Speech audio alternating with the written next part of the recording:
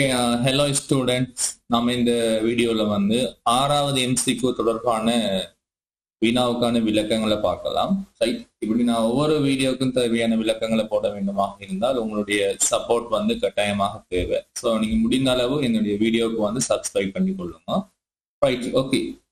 அதே நேரம் வந்து நீங்க தியரி தொடர்பான ஆன்லைன் கிளாஸ்ல வந்து இணையக்கூடிய நபர்களும் வந்து என்னுடைய தொலைபேசி இலக்கத்தை தொடர்பு கொண்டு நீங்க ஆன்லைன் கிளாஸ்லையும் வந்து இணைஞ்சு கொள்ளலாம். Right, okay. நாம வந்து இப்ப 6வது எம்சிக்யூ தொடர்பான விளக்கங்களை வந்து பார்க்கக்கூடிய மாதிரி இருக்கும். ரைட், ஒரு செய்நிரல் அதிவிரைவாக ஓடுவது அதற்கு தேவையான தரவுகள் வன்வட்டில் இருக்கும் போதாகும், L1 பதுக்கு நினைவகத்தில் இருக்கும் போதாகும், L2 பதுக்கு நினைவகத்தில் இருக்கும் போதாகும், காந்த நாடாவில் இருக்கும் போதாகும், அதே நேரம் முதன்மை நினைவகத்தில் இருக்கும் போதாகும். சரியா? அப்ப செய்நிரல் வந்து அதிவிரைவாக ஓடுவதுங்க. அப்ப செய்நிரல் ஒன்று ரன்னிங்ல இருக்கக்கூடியது வந்து சிபியூக்குள்ளதான் ரன்னிங்ல இருக்கும். அப்படி வந்து சிபியூக்குள்ள ரன்னிங்ல இருக்கும் போதுன்னு சொன்னா அப்ப வேகமாக வந்து நம்ம அதை ப்ராசஸ் ரன் பண்ண வேண்டுமாக இருந்தால் அதுக்கு தேவையான தரவுகளை வந்து வேகமாக நம்ம வழங்கக்கூடிய மாதிரி இருக்கும். அப்படி வந்து வேகமாக வழங்க வேண்டுமாக இருந்தால் யாருக்கிட்ட இருக்கும் போது அந்த தரவுகள், அதாவது எந்த நினைவகத்துல இருக்கும் போது தரவுகள் வந்து வேகமாக அணுகப்படும் என்கிற விடயத்தை நம்ம பார்க்கலாம். உதாரணமாக வந்து நம்ம சாதாரணமாக நீங்க இந்த விளக்கத்தை வந்து நீங்க பார்த்திருப்பீங்க. அதாவது இது வந்து நீங்க 2வது அலகுல வந்து படிச்சிருப்பீங்க. சோ இது வந்து மிகவும் வேகமானது யாருன்னு கேட்டோம். அதாவது மிகவும் வேகமானது கணினி வந்து ரொம்ப வேகமான ஒரு மெமோரி, ஒரு நினைவகம் யாருன்னு கேட்டா ரிஜிஸ்டர் தெரியும். இது வந்து சிபியூக்கு உள்ள அமைஞ்சிருக்கக்கூடிய ஒரு சாதனமாகும். அதுவும் ஒரு SRAM வகையை சேர்ந்ததாக இருக்கும். அதே நேரம் நம்ம ரெஜிஸ்டரை விட அதுக்கு அடுத்தது பாத்தீங்கன்னு சொன்னா கேஷ் மெமோரி. கேஷ் மெமோரி வந்து ரெஜிஸ்டரை விட சற்று வேகம் குறைய, அதே நேரம் மெயின் மெமோரி நாம் எடுத்தோம்னு சொன்னா அவரும் வந்து நம்ம இந்த கேஷ் மெமோரியை விட சற்று வேகம் குறைந்தவராக இருக்கும். அதை விட மேக்னெட்டிக் டிஸ்க் வேகம் குறைஞ்சவராக இருக்கும். அதை விட வந்து ஆப்டிக்கல் டிஸ்க் வேகம் குறைஞ்சவராக இருக்கும். கடைசியா வந்து காந்த நாடா வேகம் குறைஞ்சவராக. வேகம் குறைந்தவர் என்று நம்ம எதை வச்சு சொல்ல முடியும் கேட்டா, அதாவது அந்த ப்ராசஸுக்காக நம்ம சிபியூக்கு டேட்டாவை வழங்கக்கூடிய வேகம். இப்ப நமக்கு தெரியும் இங்க இருக்கக்கூடிய பகுதிகளை பார்த்தோம்னு சொன்னா இவ்வளவு magnetic disk, optical disk, magnetic tape இதை நாம் எடுத்தோம்னு சொன்னா இது வந்து ஒரு துணை நினைவகம் என்று நமக்கு தெரியுங்க.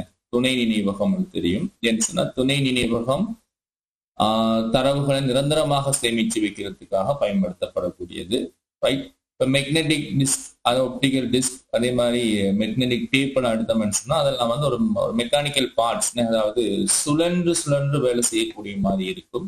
ரைட், அதே நேரம் நம்ம மேல இருக்கக்கூடிய இவங்களை பார்த்தோம்னு சொன்னா இவங்களையெல்லாம் நம்ம பிரதான நினைவகம் என்று நம்ம சொல்லக்கூடிய மாதிரி இருக்கும்.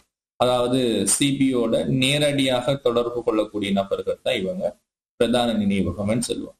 ஸோ அப்போ ஒரு சிபியூக்கு வந்து டேட்டா எதுல இருக்கும்போது ரொம்ப வேகமாக இயங்கும்னு சொன்னா இந்த ரெஜிஸ்டர்ல இருக்கும்போது. ஸோ நமக்கு தரப்பட்ட ஆன்சர்ல வந்து பதிவகம் என்கிற ஒரு ஆன்சர் வந்து நமக்கு இல்லை.